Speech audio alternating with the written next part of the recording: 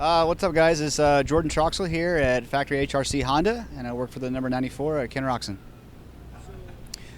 Yeah, working with Kenny. Last year we did Supercross, and then he sat out outdoors. So Supercross again this season. So this is actually my first outdoor season with him. But fortunately, we got a good year and a half under our belt, and learning him and his quirks and what he wants out of the motorcycle, and how we jive and gel on the starting line and during the race and things like that. And so really fortunate to get that time with him, and I think it's really going to make it a little bit easier on us this summer. Outdoors is definitely, in my opinion, the tougher of the series. It's just grittier, it's longer, it's hotter, it's harder.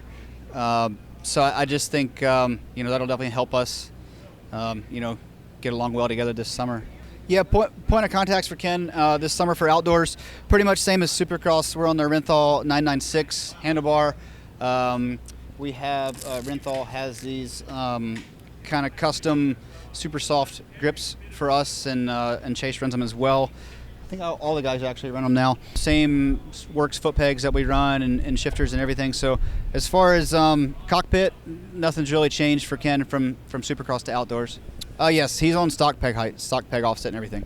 Well, Showa has been our suspension, front and rear for the last several years. So, and this being 21 is the new model, so we didn't really have, an outdoor base to go off of from last year. So it was luckily we had a couple extra weeks between Supercross and the start of outdoors this year.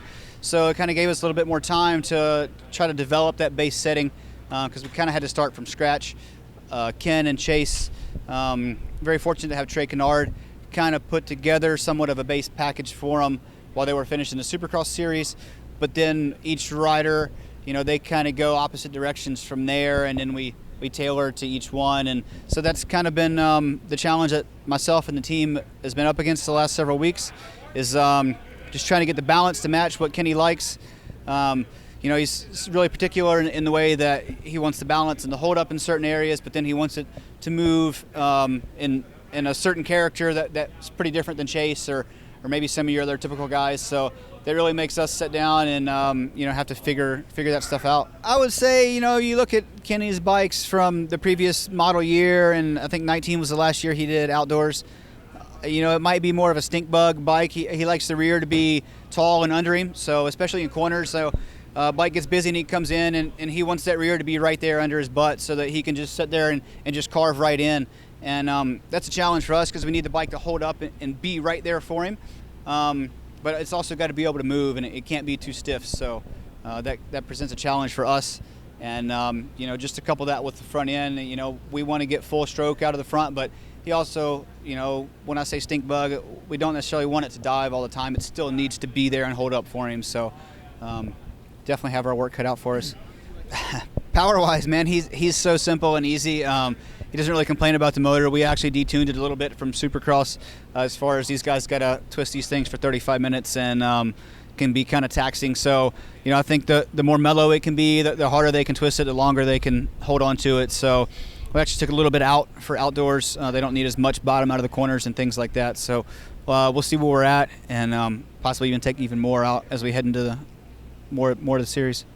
Yeah, we have a couple works coatings and stuff like that, like the magnesium primary cover and stuff like that has a pretty fancy coating on it that's pretty durable. Our ignition cover is acodized, and so is our Henson clutch cover and things like that. So yes, they look cool, but a lot more of it is just for durability, and when they get beat up, it doesn't look as terrible, so we can get more time out of them. No, I'm very fortunate. If you guys have watched Kenny ride, he tends to ride a gear taller. He's really light on the bike and nimble and likes to jump stuff. So he doesn't really pound the chassis too hard, which is good for me. Generally easy on clutches. And he moves his feet and scuffs up my graphics, but that's about it. Yeah, I mean, for sure, heat's always an issue. So we, with tanks and trying to keep fuel cool and the motor cool and everything like that. But at this point, we have no fan on the motorcycle. But not to say that will not change. As far as proud, I mean, yeah, we proud of the whole thing, but come outdoors, like Supercross is a little bit more about show and looks and things like that, and And outdoors, the focus just goes more to just building something that's bulletproof that can get through 2 hours of abuse on Saturday with as little maintenance as possible. So as far as what I'm proud of is generally stuff you can't see. I like to try to spend my time underneath the tank, and we have a lot of wires and a lot of things going under there. And to me, that's my main focus on build days and things like that is things that you can't see or things that you can't get to, really on a race day. As far as, I like it to sheen and I like it to look good on the outside, but I try to put my focus in on some other areas.